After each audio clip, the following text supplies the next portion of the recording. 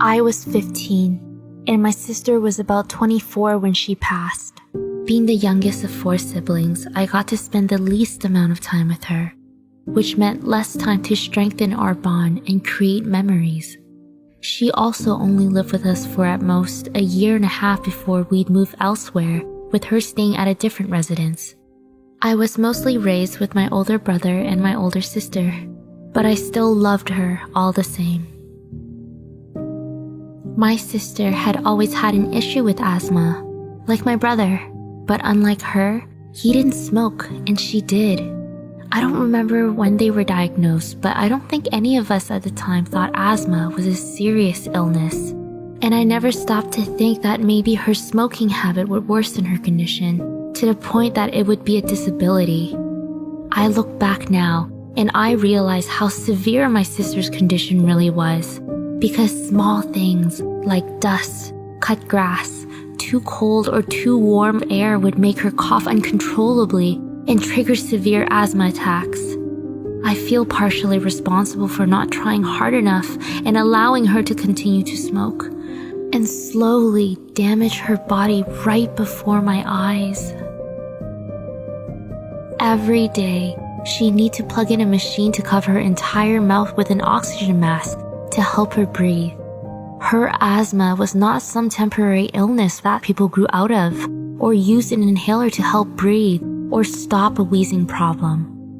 Her asthma was a result of her airways narrowing and becoming inflamed, causing her chest to feel tight and her gasping and coughing from the lack of air to her lungs. She'd occasionally use her inhaler to help relax the muscles in her airways to help her breathe. And even though it did, her smoking habits worsened her asthma and caused her to rely on her breathing machine instead.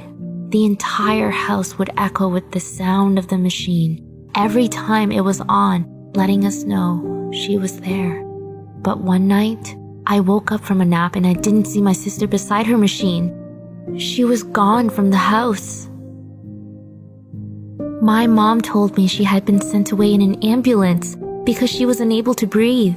During my sister's hospital stay, my mom would spend days away from the house so she could be at her bedside.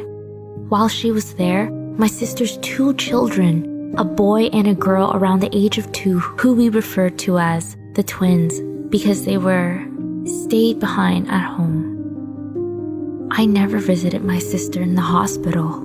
I should have tried, but I was a lazy person who had severe social anxiety and didn't like going outside when I didn't need to. Not to mention, we were not very stable financially, so I would either have to walk to the local hospital or catch a bus. Instead, I stayed at home with my other siblings, missing my mom more than anything since I was closer to her. I just didn't think my sister's situation was that serious. Then, early one morning, I was woken by my second sister and told to get ready to leave. We prepared the twins. It was a rainy, wet, miserable day, and we all needed jackets and shoes to protect us from the mud. All 5 of us walked to the hospital in total silence, apart from the sound of the rain and our footsteps. We were told straight away that her condition wasn't good. She hadn't gotten any better. She could not breathe on her own and was in a lot of pain. We stood at the door of her room where she lay lifeless, surrounded by some family member who had already arrived. I walked up to the bed and held her hand. I couldn't bear to see her like this. Why was she still sleeping? It was then that my mother told me in a sad tone that my sister's lungs were so weak that they needed to put her into a comatose state to fix them. She could not breathe on her own. I could tell how bad it was by the way my mom spoke. She was trying to put on a brave face, but I could see how sad she was inside. My sister was put into a coma because her condition had gotten progressively worse, with her eventually unable to breathe on her own and being put on life support. My mom tried everything to keep my sister alive and on that bed, but we didn't have a lot of money. So the doctors told us our only option was to let her go. My entire family was furious at the doctor for even saying something like that. Their job was to save lives, not suggest that we let my sister go. I could see the doctor's face that he was uncomfortable suggesting that idea. But as he looked at all of us in that room, he told us the truth. That we were only prolonging the process of dying, not saving her life. My mother grabbed my sister's hand and stared at the machines that kept her alive and opened her ears to the sound that beeped around her. This time, she begged him to do something, a procedure, or give her trial medications to help her. He stayed quiet and said he'd bring in a social worker to help us discuss our options. Even though my sister was an adult, it was my mother's decision, as her next immediate family member and person paying for her medical treatment, to decide whether we would turn off her life support or continue paying for her hospital stay. As a family, we didn't want to pull the plug, but we were running out of money, and as days passed, we began to see the color in her skin and the warmth of her body fade. For me, what little memories I had of my sister were quickly being replaced by an image of her hooked to machines, lying on a hospital bed. I began seeing my sister as a hospital patient more than the person I knew she was and remembered. I think my mother began to realize this over the next few days that she visited her. It brought her to one of the hardest decisions she would ever make in her life. We brought the twins in and let them lay next to her. They must have been put off by all the technology hooked up to her motionless body because they whined to be picked back up. When it was my turn, I approached her bed and slowly put my head next to her and whispered the only words that came to me into her ear. "I love you." My aunt hugged and assured me that she heard it. I wasn't so sure, but I felt a few moments of calm and happiness, hoping that this was what she wanted. Then, that calm soon turned into commotion as a nurse entered the room and informed us that it was time to let her go. Everything went into slow motion, but also very quickly at the same time. The nurse approached my sister by the bedside and removed the tubes from her nose. We all held hands, pleading and begging for her to take a breath on her own. We wanted a miracle to have her take a breath and see her chest lift on her own.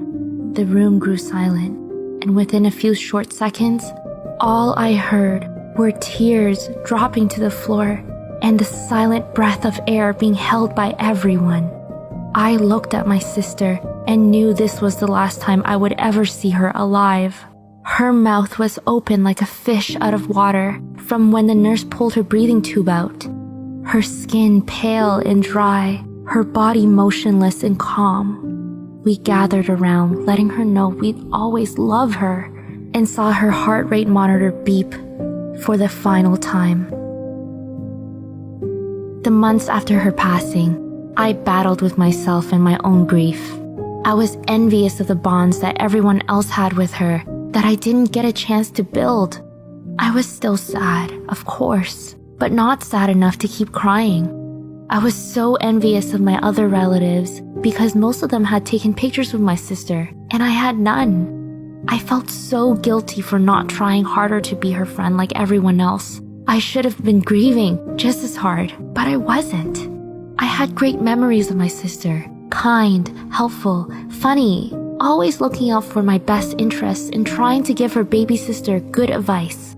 But I pushed her away, and it took this to make me realize just how much she loved me, and I loved her. I could have built the same memories as my other relatives had if I had just let her in. I felt intense remorse that our relationship ended this way, and that one of our last conversations was an argument. So many ifs, buts, and maybes.